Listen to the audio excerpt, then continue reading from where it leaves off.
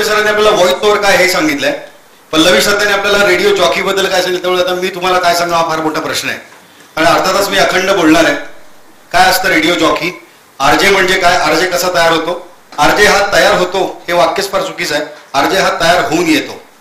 पण आरजेइंग ही जर कला असेल, आरजेइंग ही जर कला असेल तर कला जी असते ती तुमच्या आतून बाहेर येते. विद्या जी आहे ती तुम्ही बाहेरून आत घेता.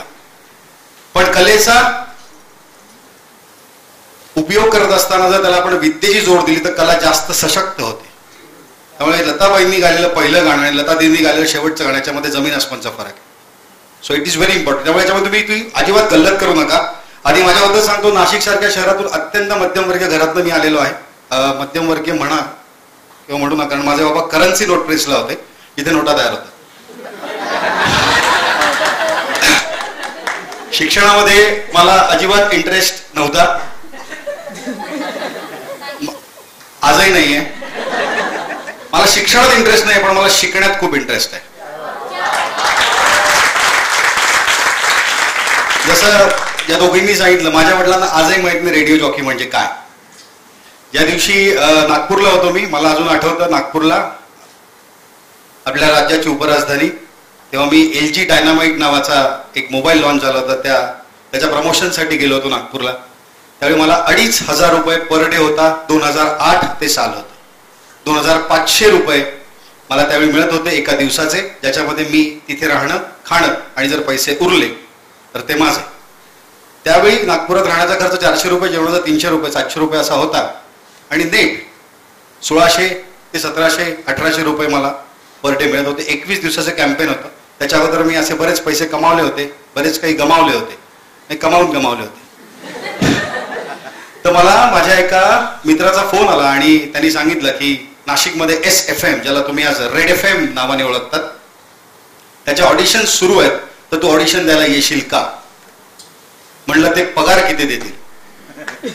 त्यांनी मला ऑफर केलेला पगार हा माझ्या 21 दिवसाच्या शोच्या तुलनेत फार कमी होता, फार कमी होता. त्यावेळी दिवस बदलतात. तर मी म्हणलं मी विचार करून सांगतो. 4 तासांनी परत त्याचा फोन आला. मी तयार झालो. मी ते 21 दिवसाचं 8 दिवस केलेलं कॅम्पेन सोडलं आणि जवळपास माझं 20,000 रुपयाचं नुकसान करून मी त्या दिवशी नागपूरची शेवटची गाडी पकडली 10:30 वाजता. ती गाडी मला नाशिकला सोडणार नव्हती, ती गाडी मला जळगावात सोडणार होती. जळगाववरून महानगरी एक्सप्रेस निघते, ती नाशिकमध्ये पोहोचते. मी त्यावेळी सकाळी, मला अजून आठवतं, भुसावळ जंक्शनला पोहोचलो. महानगरी थांबलेली होती. 2 महानगरी असतात, एक वर जाते आणि एक मुंबईकडे जाते. वर गेलेली गाडी निघून गेली होती. माझ्या पायातलं त्राण निघून गेलं होतं की अरे आता गाडी गेली, मी तिथे पोहोचणार कसा. तर मला नंतर कळलं की ही अप अँड डाऊनचा सिस्टम आहे. त्यावेळी मला कळलं. मी त्या गाडीत बसलो आणि नॉर्थ इंडियातनं बरीच मंडळी त्या जनरलच्या डब्यात कोंबून भरलेली होती. आपल्याला गाडी लागते, पण त्या दिवशी मला रेल्वे लागली आणि मी रेल्वेत सुद्धा उलट्या केल्या. म्हणलं आता आपला संघर्ष सुरू झाला. त्यानंतर मी कसा बसा करत करत नाशिकमध्ये पोहोचलो 1 वाजता ऑडिशनला. तिथे national producer of red FM, जिचं नाव जारा खादेर असं होतं. मी तिला अजून विसरू शकलो नाही, कारण ती जेवढी गोड आवाजाची तेवढी ती गोड दिसतही होती. तिचं वय तेव्हा 26-27 असेल आणि त्या मुलीसमोर, म्हणजे तशीच मुलगी रस्त्याने चालली तर माझ्यातला मुलगा जागा व्हायचा, पण त्या मुलीसमोर मला ऑडिशन द्यायची होती आणि कदाचित ती अप्रूव्ह करणार होती की हा माणूस रेडिओ जॉकी होणार आहे. आणि ती मला एक सब्जेक्ट दिला, टॉपिक दिला. ती मला टॉपिक दिला की तू पावसाबद्दल बोल. आता पावसाळा सुरू होणार आहे, मार्च 2008 ची ती गोष्ट. मी पावसाबद्दल बोलायला लागलो. मी 2 मिनिट पावसाबद्दल बोललो आणि त्या 2 मिनिटांमध्ये मी 2 वेळा फंबल झालो, म्हणजे मी अडखळलो. तिने ते ऐकून घेतलं. त्यानंतर तिने सांगितलं की नागपूरमध्ये तू काय करत होता. म्हटलं मी असाच एक रोड शो होस्ट करत होतो, त्याची जी स्क्रिप्ट आहे तिथे जे काय तू बोलतो ते मला बोलून दाखव. मी तिला बोलून दाखवलं. ते मात्र मी न अडखळता बोललो, कारण माझी त्याची प्रॅक्टिस झाली होती. आणि तिने मला नंतर सांगितलं की मी तुला सांगते, मी तुला कळवते. तसं तुझ्या बाबतीत पण झालं. महिनाभरापासून आम्ही तुला कळवतो, तर मी तुला कळवते असं ती म्हणाली. पण तिने एक वाक्य आणखीन वापरलं की रेडिओमध्ये काम करत असताना फंबल होणं म्हणजे अडखळणं हा अपराध आहे, हा गुन्हा आहे, याला फाशीची शिक्षा आहे. आणि तू 2 वेळा फंबल झाला, तुला 2 वेळा फाशी दिली पाहिजे किंवा तुला 2 वेळा नाशिकची पूर्ण चक्कर मारून यावी लागेल. म्हटलं एवढंच, माझं गाव, तू बाहेरून आली, तुम्हाला सांगते नाशिकची चक्कर 2 वेळा मारायची, मारणार मी. माझा कॉन्फिडन्स पाहिला. आता जेवढा दिसतो तेवढा मी खरंच नव्हतो. मी खूप बारीक होतो आणि दादागिरी टाईप पण होतो. कारण माझं बॅकग्राऊंड सोशल पॉलिटिकल असं असल्यामुळे आणि मला मित्रांनी बोलवल्यामुळे मी तिथे आलो. त्या दिवशी संध्याकाळी तिचा 7 वाजता फोन आला की परवापासून तुला ट्रेनिंगला यायचं आहे. 7:30ला माझ्या त्याच मित्रांनी फोन केला ज्यांनी मला इथे बोलवलं होतं. त्यांनी मला सांगितलं की परवापासून का, तू उद्यापासूनच आहे, शुभस्य शीघ्रम, तू रेडिओ जॉकी झालास, असं त्यांनी मला सांगितलं. मी रेडिओ जॉकी झालो असं म्हणल्यानंतर मी घरात जोरात म्हणजे असा उडालो आणि शिवी पण दिली मी एक. आमचे आजकालचे तरुण पोरं आहेत ना, तेव्हा त्यांना आनंद होतो ना, तेव्हा एक शिवी देतात, कुठली त्यांची फेवरेट असते ती शिवी दिली आणि आमचे वडील घाबरले की 8:15ला आमचं पोरगं रात्री असं शिव्या का द्यायला लागले. पप्पांना मी जोरात मिठी मारली, आईला उचलून घेतलं. आई पोळ्या करत होती किचनमध्ये, मी आईला उचलून घेतलं, म्हटलं मी रेडिओ जॉकी झालो. त्यांच्या चेहऱ्यावरती काय एक्सप्रेशन, रेडिओ जॉकी म्हणजे त्यांना माहितीच नाही काय. ठीक आहे, मग पुढं काय? म्हटलं काय, मला नोकरी मिळाली, पुढे काय? सकाळी जाणार संध्याकाळी येणार, संध्याकाळी येणार ना? म्हटलं हो. त्याचे पैसे मिळणार? म्हटलं हो. पण रेडिओ जॉकी म्हणजे काय? तर मी त्यांना उदाहरण दिलं की जेव्हा तुम्ही रेडिओवरती बिनाका गीतं मला ऐकायचंय अमीन सयानींना, त्या अमीन सयानींचं मॉडर्न रूप आज तुमचा मुलगा झालेला आहे. त्यानंतर आमच्या घरामध्ये रेडिओ सुरू झाला. त्याच्या अगोदर आणि रेडिओचा माझा काहीही संबंध नव्हता. आमचे वडील सकाळी कामावरती जाताना दाढी करताना रेडिओ लावायचे, केशवा माधवा लागायचं, रेडिओ वर होता, माझा बेड खाली होता, केशव माधवा लागला की माझी झोप मोड व्हायची आणि मी रेडिओ बंद करायचा. इतका मला रेडिओचा राग होता. त्यामुळे तुम्हाला ज्या गोष्टीची चीड आहे, ज्या गोष्टीचा राग आहे, ज्या गोष्टीवरती तुमचा संताप आहे, त्याच गोष्टी तुमच्या वाट्याला येतात आणि तुम्हाला फेम, ग्लॅमर, पैसा सगळं मिळवून देतात. इथं तुम्हाला हे सांगितलंय की आमचा आवाज ही आमची निसर्गदत्त देणगी आहे, आम्हाला देवानं दिलेलं आहे, आम्ही मेहनत करतो. माझं मत थोडं वेगळं आहे, कारण हे सगळे म्हणजे तुम्ही खूप छान छान नाव आहेत यांची, माझं नावच बंडे आहे, त्यामुळे माझं थोडं वेगळं मत आहे. मला माझ्या आवाजाची प्रचंड चीड आहे, मला माझा आवाज आवडतच नाही. जोपर्यंत मी माझ्या नावाचा कॅरी करतोय कॅरेक्टर, तर मी असंच म्हणणार की मला माझा आवाजच आवडत नाही. मला माझ्या आवाजाची प्रचंड चीड आहे. कसा आहे माझा आवाज? काय असा आवाज असतो का? पल्लवीचा किती गोड आवाज आहे, श्रद्धाचा आवाज किती गोड आहे. बाकी तुमचे इतर कोणी रेडिओ जॉकीज आहेत. आता आमच्या ब्रँडचा एकच माणूस, तुमच्या लोकांची नावं घेऊन की प्रमोशन होईल. पण सोनालीचा आवाज किती गोड आहे, योगेशचा आवाज किती गोड आहे, किंवा इकडे ओमकार आणि अजून कोण प्रसन्न चैत्राली, किती गोड आवाज, आणि माझा आवाज किती शी, असा कसा आहे माझा आवाज. पण मला माझ्या आवाजाची प्रचंड चीड आहे. आणि मी तुम्हाला पुन्हा एकदा सांगतो की ज्या गोष्टीची तुम्हाला प्रचंड चीड आहे, तीच गोष्ट तुम्हाला फेम, पैसा, ग्लॅमर मिळेल. आणि मग ती चीड आहे म्हणून मी त्याच्यावरती काम करायला सुरुवात केली की मी माझ्या आवाजाच्या प्रेमात कधी पडेल, तो मला कधी आवडेल. आणि ती तपश्चर्या 2008 सालापासून सुरू झाली, जी आज 2017 साली पण सुरू आहे. 20व्या-21व्या वर्षी अल्लड वयामध्ये मी रेडिओवरती बोलायला लागलो. बंड्या हे माझं नाव कसं पडलं ते सांगतो आणि मी डिरेक्टली रेडिओ काय असतो त्याच्याकडे येतो. सिलेक्शन झालं त्या दिवशी मला कळलं की SFM चे ऑडिशन्स औरंगाबादमध्ये ऑलरेडी झाले होते. त्यांना 11 रेडिओ जॉकीज हवे होते. त्या ऑडिशन्स मधनं 9 रेडिओ जॉकीजचं सिलेक्शन ऑलरेडी झालेलं होतं. त्यांना 2 रेडिओ जॉकी हवे होते. त्याला आम्ही OB जॉक म्हणतो, म्हणजे आउटडोर ब्रॉडकास्टिंग करणारे रेडिओ जॉकीज. म्हणजे हाय श्रद्धा, आता मी या ठिकाणी पोहोचलोय 7 रस्त्याला आणि इकडे आता बाबूराव यांच्या इडलीची गाडी आहे, इथे खूप लोक इडल्या खातात, मेदूवडा खातात, सांबार, असं जो बाहेर सांगतो ना त्या स्टुडिओतल्या अर्जाला, त्याला OB जॉक म्हणतात, आउटडोर ब्रॉडकास्टिंग, त्याला OB जॉक म्हणतात. ते 2 त्यांना हवे होते. पण नशीब म्हणा, सुदैव म्हणा, आमच्या त्या 9 जणांमध्ये जे 2 हँडसम होते त्यांना त्यांनी OB जॉक केलं. मी सुदैवानं म्हणा, दुर्दैवानं दिसायला चांगला नव्हतं म्हणून त्यांनी मला ऑनर रेडिओ जॉकी केलं. आणि SFM मध्ये सर्वात लेट सिलेक्शन म्हणजे 3,500 फिल्टर झालेले 9 पेरोलवरचे रेडिओ जॉकी त्यानंतर सिलेक्ट करण्यासाठी जे 2 लोक होते, म्हणजे 3,500 क्रीम मधनं माझं सिलेक्शन झालं शेवटच्या 2 मध्ये. आणि मग मी तिथे रेडिओ जॉकी झालो आणि तिथे नशिबानं मला सर्वात जास्त शोज करण्याची संधी मिळाली. सर्वात जास्त काळ, सकाळी 2 तास, दुपारी 2 तास आणि संध्याकाळी 2 तास. आमच्याकडे असणाऱ्या 9 रेडिओ जॉकीज पैकी 6 तास शो मी एकटा करायचो. आमचं रॅगिंग झालं होतं. खूप क्रिएटिव्ह असे प्रोड्युसर्स आणि नॅशनल लेवलची लोक बसलेली, ज्यांना रेडिओ कळतो, ज्यांना माहिती आहे, सगळी लोकांची समोर बसलेली. आणि या बसलेल्या लोकांमधून त्यांनी मला एक एक टास्क द्यायला सुरुवात केली. पहिला टास्क होता की डान्स बार मधल्या मुली कसं नाचतात नाचून दाखव. मी म्हटलं फ्लोअरवरती नाचतात तसं नाचून दाखवू का अगदी घरात न निघताय, मेकअप करताय, ऑटो शोधताय, परमनंट ऑटोवाला तो येतो, बसतो, फ्लोअरवर जातात, मालकाला हाय हॅलो करतात, तसं कसं जमेल तसं कर. म्हटलं ओके, करून दाखवलं. इथे नाटकाचा उपयोग झाला मला. मी बालनाट्य करायचो. त्यानंतर दुसरा टास्क होता की तू गेस होमोसेक्शुअल आहेस. इथे सगळे प्रौढ आहेत ना 18 पर्यंत? नाही, आजकाल इंटरनेटमुळे 12 वर्षीच प्रौढ होतात लोक. तर तू गेस, समोरच्या कॉलनीत एक गे मुलगा राहतो आणि त्या गे मुलाला तू आवडतो आणि तूही त्याला लाईक करतो, पण तुझ्यात हिंमत नाहीये त्याला प्रपोज करायची आणि लग्न करण्याची. 2 वर्ष तुमची आंख मिचोली चालू आहे, त्याने तुला प्रपोज केलंय, तू ऍक्सेप्ट कसं करशील ते प्रपोज?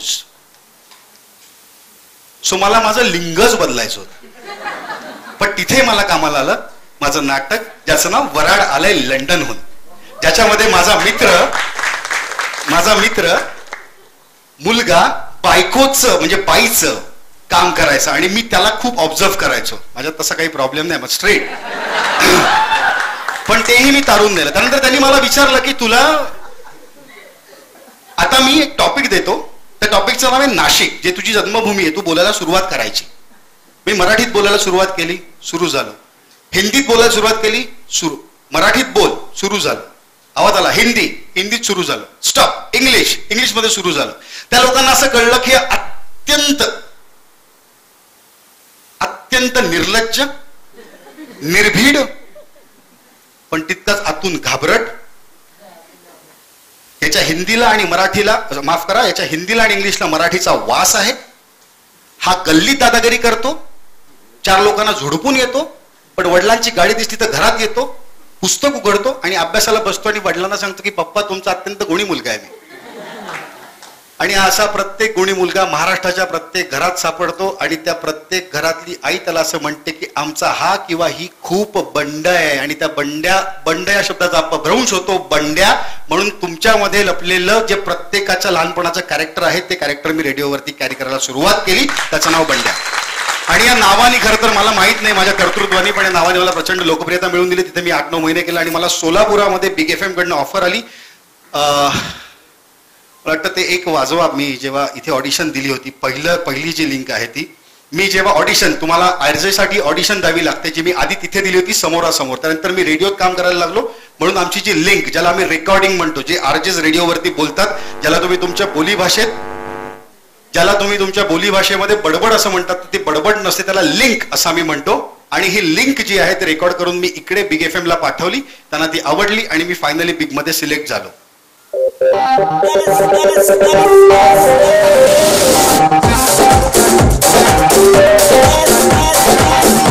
आवाज कमी कर.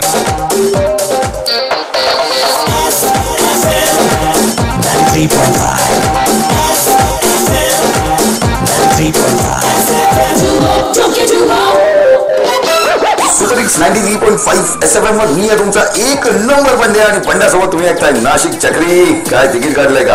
असो, ऐका, खबर आली म्हणजे आजकालचे न्यूजपेपर एवढ्या बकवास, सॉरी प्रोड्युसर, इम्पॉर्टंट न्यूज देतात की विचारू नका. आणि समजा तुम्ही विचारलं तर मला ऐकू कुठे येणार आहे? आता ऐका, बिपाशाला म्हणे खूप वाईट वाटतंय कारण तिला तिच्या होणाऱ्या नवऱ्याच्या भावाच्या लग्नाला उपस्थित राहता आलं नाही. क्या बात आहे. बिपाशा एखादी फ्लॉप फिल्म करण्यामध्ये वर्षभर एवढी बिझी असते की तिला तिच्या होणाऱ्या फॅमिलीसाठी वेळच नाहीये. आई टेल यू यार, इसलिए मैंने शादी नहीं की.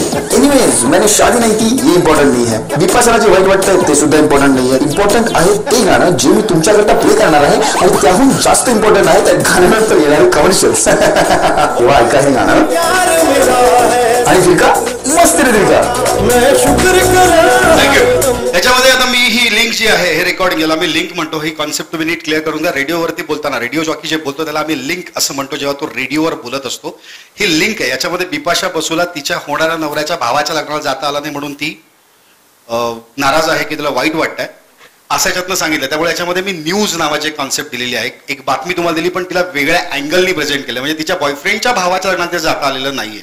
त्यात मी तिला असं म्हणलं की वर्षभर एखादी फ्लॉप फिल्म करण्यात ती इतकी बिझी असते की तिला तिथे जायला वेळ मिळाला नाही. म्हणजे तिथे बिपाशा बसू किती फ्लॉप ऍक्टर्स हे पण सांगण्याचा मी प्रयत्न केला. थोडक्यात काय की एखाद्या बातमीकडे एखाद्या न्यूजकडे वेगळ्या अँगलनी बघण्यात, ज्याला मी फोर्थ थॉट असं रेडिओमध्ये म्हणतो, तो तुमच्यामध्ये असणं फार गरजेचं आहे. उदाहरणार्थ गॅस सिलेंडरचे भाव वाढले हे तुम्ही न्यूज चॅनलवरती ज्यावेळी ऐकतात त्यावेळी तुम्हाला राग येतो, संताप येतो. पण जेव्हा एखादा रेडिओ जॉकी असं बोलतो की गॅस सिलेंडरचे भाव वाढले पण अत्यंत छान गोष्ट ही झाली का, कारण घरात स्वयंपाक कमी बनणार आहे, त्यामुळे आपण कमी खाणार आहोत आणि त्यामुळे आपला वार्षिक जो जिमचा खर्च आहे 10-12 हजार रुपये तो वाचणार आहे. त्यामुळे एखाद्या गोष्टीकडे बघण्याचा तुमचा दृष्टिकोन इतका हलका फुलका पाहिजे, इतका हलका फुलका पाहिजे, इतका हलका फुलका पाहिजे की ऐकणाऱ्याला ती बातमी खूप वाईट आहे पण ती चांगली आहे हे पटवून देण्याचं काम रेडिओ जॉकीने केलं पाहिजे. रेडिओ जॉकी हा एनर्जीचा सोर्स असतो. त्याला ऐकल्यानंतर असं वाटतं की जगातला सगळ्यात सुखी माणूस आहे, असं काही नसतं. हा, त्यात आपण मी बिग FM मध्ये आलो, इथे 5 वर्ष काम केलं. पहिले 2 वर्ष मला इकडच्या भाषेचा प्रचंड प्रॉब्लेम झाला. लोक मला असं म्हणायचे तू पुण्याचा आहेस का, म्हटलं मी पुण्याचा नाही, मी नाशिकचा आहे. 2 वर्षानंतर भानुदासची भजी खाल्ली असतील, मी अनादीमध्ये जेवलो असेल, मी अजिंक्यला पण जेवण केलं असेल, मी नंतर बरेच सारे हॉटेल्समध्ये खाल्लो. त्यानंतर आपल्याकडे 3 दिवसात येणारं पाणी जपून जपून वापरलं, ते प्यायलो आणि सोलापूरचं पाणी मला लागलं आणि मग माझ्या तोंडून निघायला लागलं का बे असं का करायला. आणि त्यानंतर मी हळूहळू सोलापुरी व्हायला लागलो आणि त्यानंतर 3 वर्षभर सोलापुरामध्ये मी काम केलं. दुर्दैवानं बिग FMचा स्टुडिओ त्यावेळी काढला गेला काही कारणास्तव. मग सगळ्या जबाबदाऱ्या येऊन पडल्या, ज्याच्यामध्ये आम्ही रेडिओचे आता वेगवेगळे अंग सांगतो तुम्हाला. RJ हा रेडिओ स्टेशनचा पिलर असतो. RJ सोबत एक प्रोड्युसर असतो मेट्रो सिटीजमध्ये, जो प्रोड्युसर त्याला कंटेंट म्हणजे रेडिओवरती काय बोलायचं असतं याच्याबद्दल गायडन्स करत असतो. तो त्याला स्क्रिप्ट असं नाही देत नाही पण सांगतो की आज आपला हा टॉपिक आहे आणि RJ त्याच्या क्रिएटिव्हिटीला वापरून प्रोड्युसरची मदत घेऊन तो तुमच्यापर्यंत डिलिव्हर म्हणजे पोहोचवण्याचं काम करत असतो. सो RJ प्रोड्युसर हे सायमल्टेनियस रेडिओमध्ये काम करतात. त्यानंतर अत्यंत महत्वाची गोष्ट असते म्युझिक मॅनेजर. म्युझिक मॅनेजर अर्थात दिवसभरातली गाणी ही सेट असतात, ती बदलण्याचा ती चेंज करण्याचा अधिकार फक्त म्युझिक मॅनेजर असतो. पण आज 1760 म्युझिक चॅनल्स तुमच्याकडे, आयपॉड तुमच्या मोबाईलमध्ये हवं ते गाणं तुम्ही सेट केलेलं आहे, तरीही तुम्ही तुमच्या मोबाईलवरती जाऊन एखादं FM स्टेशन ट्यून का करावं. कारण कधी कधी आपण फक्त आपल्या आवडीचीच गाणी ऐकली पाहिजे असं आपल्याला वाटत नाही, तर कधी कधी येणारं गाणं जे आहे त्या गाण्यानं आपला असणारा मूड बदलावा याच्याकरता आपण रेडिओ ऐकतो आणि रेडिओ हेच काम करत असतं आणि त्यामध्ये RJ नावाची ही फोडणी असते. सो म्युझिक मॅनेजर हे अत्यंत तिसरं महत्वाचं अंग. हे सगळं करत असताना आम्हाला आमची गाण्यांची जी प्लेलिस्ट आहे ते सुद्धा बघावी लागते. आपल्या शहरात काय होतं ते नीट अभ्यासावं लागतं, आपल्या राज्यात काय होतं ते सुद्धा नीट अभ्यासावं लागतं. त्यानंतर आपल्या देशात काय होतं, राष्ट्रीय आणि आंतरराष्ट्रीय पातळीवरती काय होतं हे तुम्हाला बघावं लागतं. RJ जेव्हा आतमध्ये येतो ऑफिसमध्ये तेव्हा तो फक्त पेपर उघडून वाचतो.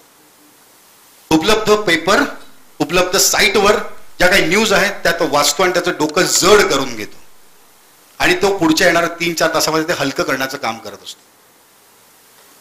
जर तुम्हाला असं वाटत असेल की RJs खूप बोलतात तर असं मुळीच नाहीये. 1 तासामध्ये आत्ता सध्याच्या काळात सगळ्याच रेडिओ स्टेशनचा ऍव्हरेज काढला तर एक RJ तासाभरात फक्त 5.5 मिनिटं बोलतो, 4.5 ते 5.5 मिनिटं बोलतो. पण 4.5 ते 5.5 मिनिटं तासाभरात बोलणारा हा जो रेडिओ जॉकी आहे तो कधी तुमच्या गळ्यातला ताईत होतो हे तुम्हालाही कळत नाही आणि तुम्हाला असं वाटतं की RJs खूप बोलतात, तर असं नाहीये. RJ खूप बोलतात असं नाही, RJ काय बोलतात हे जास्त महत्वाचं असतं. मॉड्युलेशनच्या बाबतीत मी जास्त जाणार नाही कारण तुम्हाला खूप चांगला तिथे गायडन्स मिळालाय. ऍक्च्युअल मग आम्ही स्टुडिओमध्ये जातो, स्टुडिओत गेल्यानंतर तिथे बऱ्याच गोष्टी असतात. तिथे कन्सोल असतो, 12 फेडर्स असतात, जसं यांचं हे कन्सोल आहे, याला हे फेडर्स आहेत. मग त्याच्यातले 2 फेडर किंवा 3 फेडर जे सॉफ्टवेअर समोर असतं त्याच्यावरती असतं.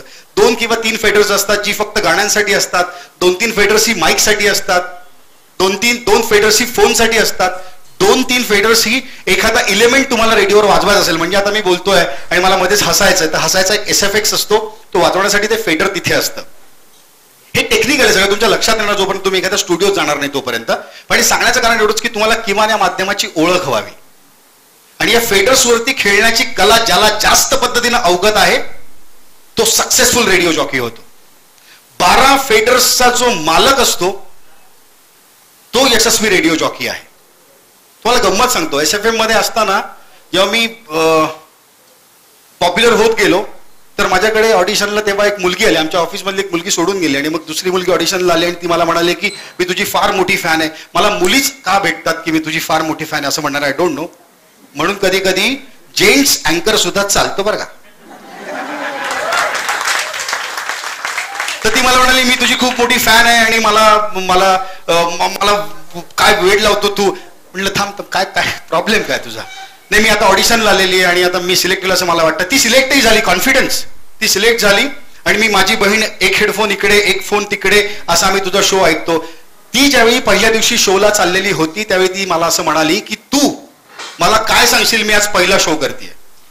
सो मी तिला म्हणालो परी जर तुला सक्सेसफुल रेडिओ जॉकी व्हायचं असेल तर काय करायचं, स्टुडिओमध्ये जाताना स्टुडिओचा बाप म्हणून जायचं.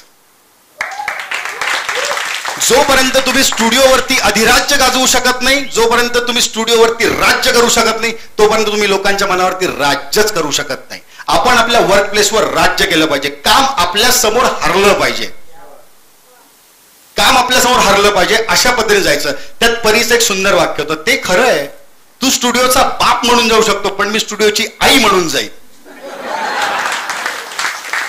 आणि मग मी तिला म्हणालो की तू सक्सेसफुल रेडिओ जॉकी होणार, आणि ती झाली. पण तिचं यश बघायला मी तिथे नव्हतो, मी सोलापुरात होतो. सोलापुरातल्या रेडिओनी मला रेडिओ शिकवला, सोलापुरातल्या रेडिओनी मला म्युझिक कसं लावायचं ते सांगितलं, सोलापुरातल्या रेडिओने मला जाहिराती कशा लावायच्या ते सांगितलं, जाहिराती कशा लिहायच्या ते सांगितलं, त्यांना आवाज कसा द्यायचा ते सांगितलं. सोलापूरनं मला रेडिओ शिकवला आणि म्हणून पुण्यात माझं सिलेक्शन झालं. त्यामुळे लोकांना दोन भूमी असतात, एक जन्मभूमी आणि एक कर्मभूमी. सोलापूर ही माझी स्नेहभूमी आहे आणि या जगातला मी अत्यंत सुदैवी माणूस आहे की ज्याला दोन भूमी नाही, तिसरी पण भूमी लव्ह लँड आहे माझी. सोलापूर ही माझी स्नेहभूमी आहे. स्नेह म्हणतो, लव्ह लँड म्हणलं जरा गडबड होते, किती लव्ह आहे तुझं इथे वगैरे असं. सो या सगळ्यांचं माझ्यावरती प्रेम. मग मी पुण्यात गेलो रेडिओ सिटीला, तिथे काम केलं 3.5-4 वर्ष आणि आता 95 बिग FM पुण्यात जे सुरू झालंय तिथे आता मी जॉईन केलंय आणि त्याला आता बराच काळ लोटलाय. रेडिओ जॉकी होण्यासाठी टेक्निकल एक्सपर्टीज ज्या आहेत त्या मला आजही नाही आहेत. म्हणजे मी जसे ब्रँड बदलत गेलो तसं कन्सोल बदलत गेलं, सॉफ्टवेअर बदलत गेले आणि मला ते शिकावं लागलं. 10-15 दिवस आम्हाला त्याचं ट्रेनिंग मिळतं प्रॉपर, ते शिकावं लागलं.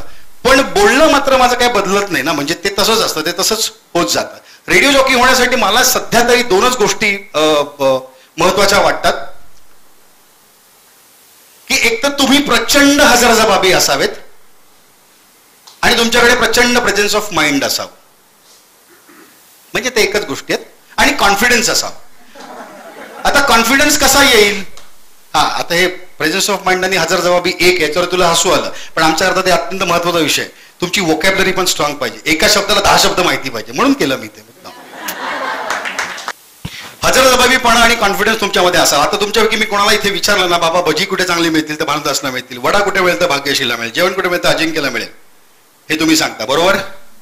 मी आज भाग्यशीला वडा खायला गेलो, तिथे वडा बनवणारे जे कोणी प्रॉपर आहेत ते जर आज सुट्टीवर असतील, रविवारचे, पावसामुळे येऊ शकले नसतील, वडा विचित्र बनला तर ज्यांनी मला सांगितलंय त्याला मी काय म्हणेन काहीतरी चुकीचा पत्ता दिला.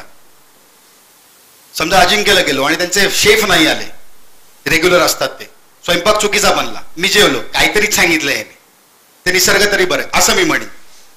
तर मित्रांनो, मैत्रिणींनो, भावांनो, बहिणींनो, अजिंक्यच्या शेफवरती तुमचा विश्वास आहे, भाग्यश्रीच्या वड्यावरती तुमचा विश्वास आहे आणि स्वतःला 20-22 वर्षापासून तुम्ही कॅरी करताय, तुमच्यावर विश्वास नाहीये. सोलापुरात होतो तेव्हा एक डीमार्ट होतो, सोलापूर सोडून गेलो 2 डीमार्ट झाले आणि नंतर बिग बाजार पण आलं. पण बिग बाजार डीमार्टच्या काउंटरवरती कॉन्फिडन्स विकत मिळत नाही, तो तुमच्या आतमध्ये असतो आणि तो तुम्हाला असाच काढायचा असतो.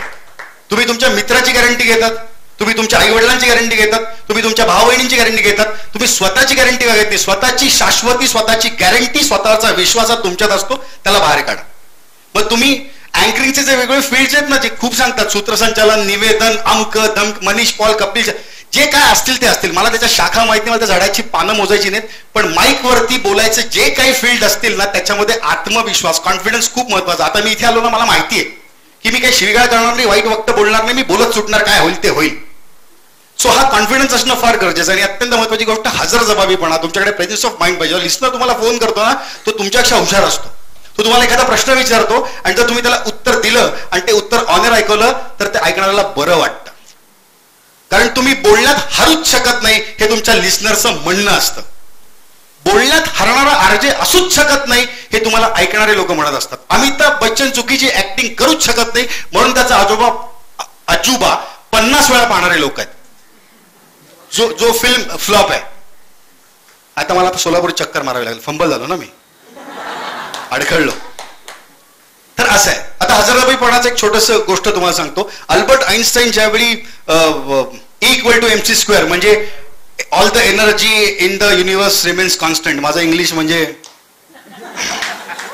कारण इंग्रजांच्या शेवटच्या विमानाला आम्ही दगड मारलेला आहे. तर ह्या युनिव्हर्स मधली जी एनर्जी आहे ती कॉन्स्टंट राहते असं त्यांचं म्हणणं आहे. त्याच्यावरती ते व्याख्यानं देत फिरायचे सगळीकडे. आता काही ठिकाणी लोकांना माहिती होतं आईन्स्टाईन कसं दिसतं, काही ठिकाणी माहितीच नव्हतं. त्यांचा ड्रायव्हर त्यांच्या सोबत असायचा. असे मी खूप सेशन केले ना तर माझं अख्खं भाषण रोहनचं पाठ होऊन जाईल, इकडे बळवंतचं पण पाठ होऊन जाईल. म्हणजे ते माझ्यापेक्षा जास्त चांगलं बोलतात पण तर ते पाठ होऊन जाईल. मग एक दिवस असंच ते आईन्स्टाईन यांना त्यांचा ड्रायव्हर म्हणाला, आपण आता व्याख्यानाला कुठे चाललोय? तर आईन्स्टाईन म्हणाले, चाललोय तिथं आसऱ्याला. मग तिथे तुम्हाला कोणी ओळखतं का? अजिबात नाही, आपण पहिल्यांदाच चाललोय. मग एक काम करतो, तुमचं जे व्याख्यान आहे तसंच तसं मला पाठ आहे. आज तुम्ही थकलेले, तुम्हाला बरं नाहीये, तर तुमचं व्याख्यान मी देतो. आईन्स्टाईन म्हणले, ओके डन फाईन, पण मग तुम्हाला माझा ड्रायव्हर बनावा लागेल. मग आईन्स्टाईन ड्रायव्हर बनले. ड्रायव्हर बाजूला, आईन्स्टाईन म्हणून पोचले की आसऱ्याला. सभागृह तुडुंब भरलेलं. सगळ्या पाहुण्यांचं स्वागत झालं, मजा आली. आईन्स्टाईन बोलायला उभे राहिले, म्हणजे ते ड्रायव्हर बोलायला उभे राहिले. अख्खं भाषण सगळं पाठ ना, अख्खच्या अख्खं धाडधाड धाडधाड बोलले. त्यानंतर भाषण संपलं, अर्ध्या मिनिटाचा पॉज गेला, पाणी प्यायले. पुढचं वाक्य, आता कोणाला काही शंका असेल तर विचारा आम्हाला. हे आईन्स्टाईन यांचं वाक्य होतं, पण जसंच तसं पाठ होतं. आता तुमच्यासारखी हुशार मंडळी बसली होती, हात वर केला, प्रश्न विचारला, आता या उत्तर येतं कुठं? पण तो त्याला म्हणाला, हा काय प्रश्न आहे? याचं उत्तर माझ्या ड्रायव्हर पण देईल, त्याला जाऊन विचार.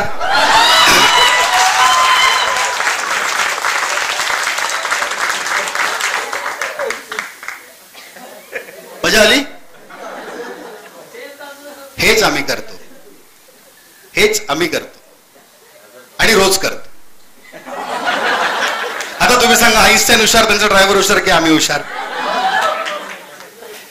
तर ही धमाल आहे, ही गंमत आहे, ही मजा आहे. पण मित्रांनो, केदार शिंदेचं असं वाक्य आहे की विनोद हा अत्यंत गांभीर्यानं करण्याचा विषय आहे.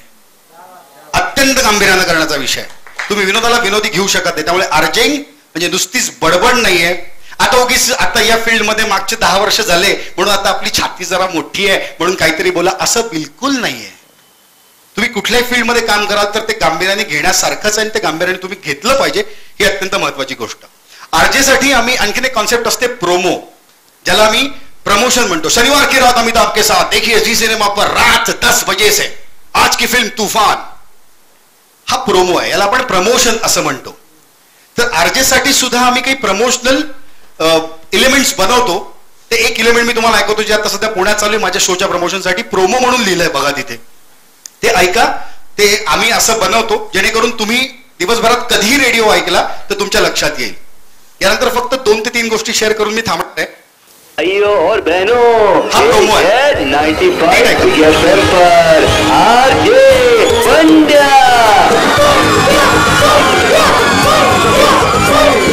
पंड्या जेव्हा लावतो गॉगल पोरी होतात पागल पागल पागल. शची कॉलर ताड रोबा जोरात 100% पुणेरी थाट. बाजू हात आला बंड्या बिग एफएमचा बिग बंड्या.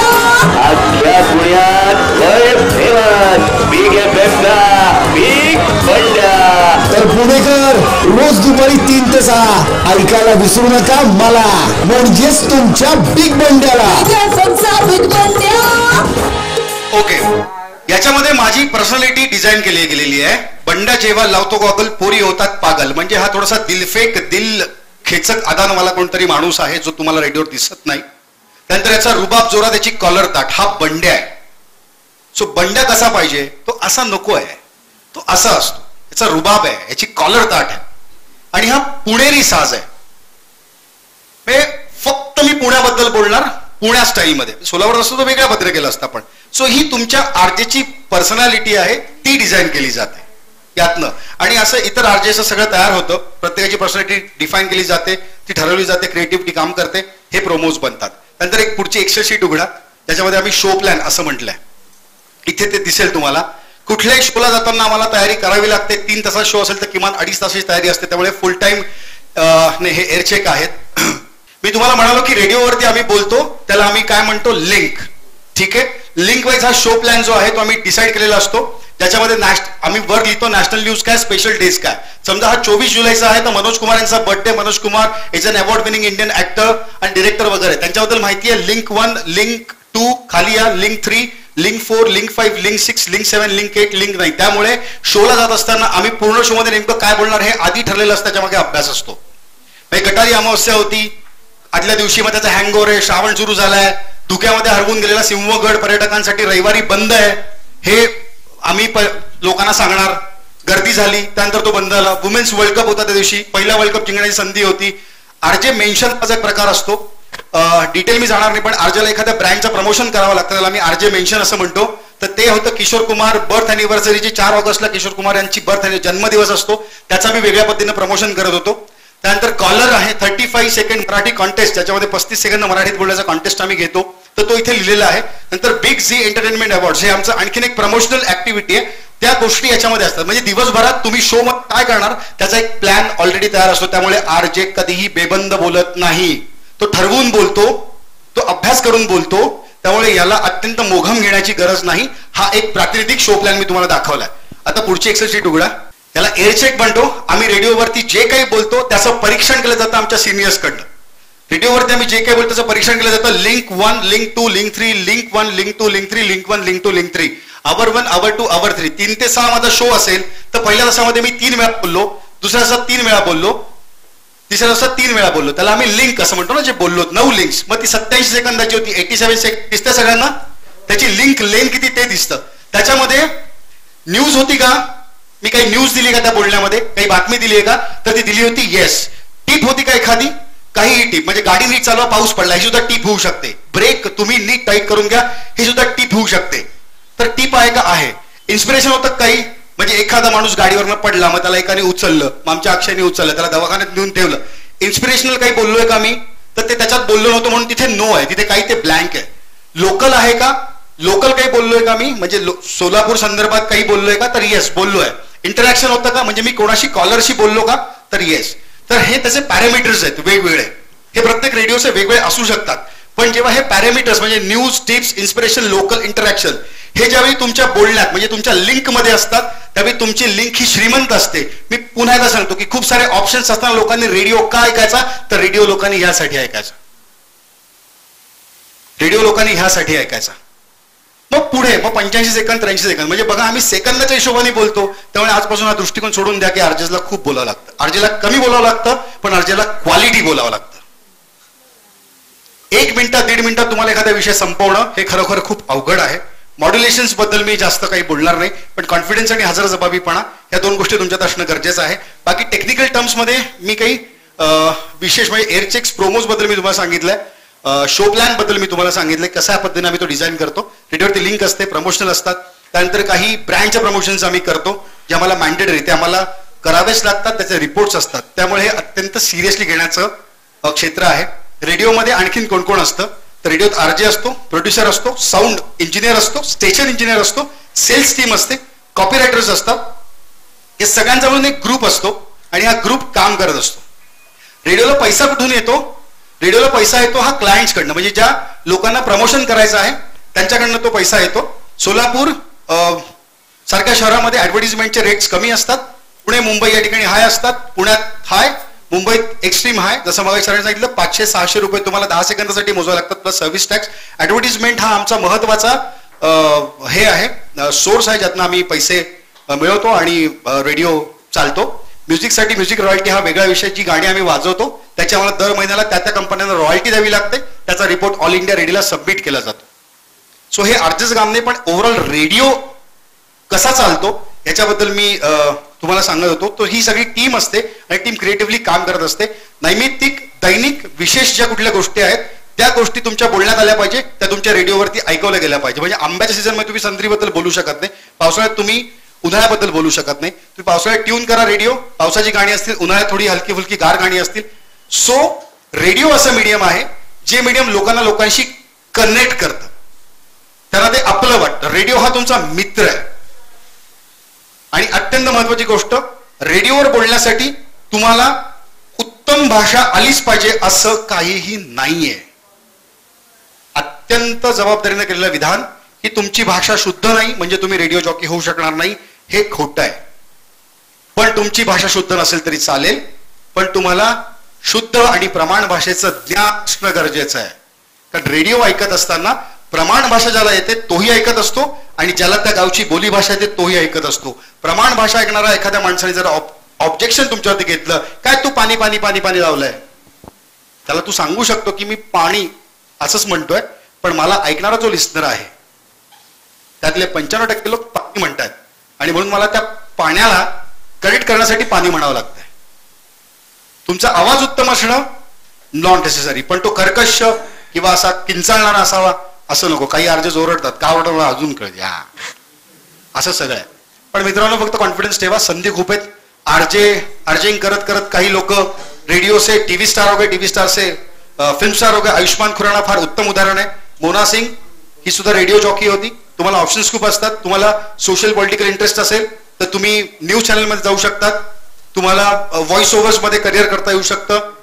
रेडिओमध्ये पण खूप मीडियम आहेत. RJ, producer, PD, APD, sound engineer, creative काम करण्यासारखं खूप आहे असं मला वाटतं. अजून तरी मी रेडिओ शिकतो. 10 वर्षात मी रेडिओ 0 शिकलोय. इंजिनिअरिंग 4 वर्षात शिकून येतं, मेडिकल 4 वर्षात शिकून येतं, लॉ तुम्ही 5 वर्ष किंवा 3 वर्षात शिकून पूर्ण करू शकतात, सीए तुम्ही एक्झाम पास झालात तर 4 वर्षात पूर्ण करू शकतात.